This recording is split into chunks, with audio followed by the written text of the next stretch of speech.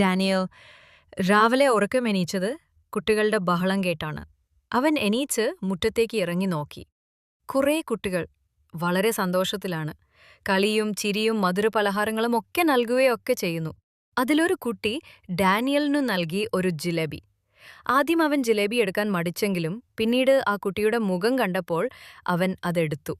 Daniel ആ കുട്ടിയോട് ചോദിച്ചു, "എന്താണ് വിശേഷം?"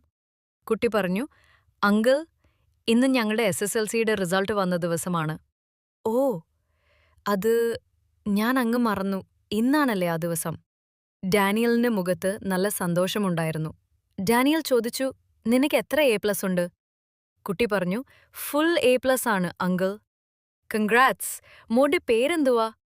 പേര് പറയുന്നതിനു മുമ്പ് തന്നെ അവന്റെ കൂട്ടുകാർ ഒച്ചപ്പാടുണ്ടാക്കാൻ തുടങ്ങി. "മാധവ്, പെട്ടെന്ന് വാ, ഇനിയും കുറേ വീടുകളിൽ കൊടുക്കാനുണ്ട്," മാധവ് പറഞ്ഞു.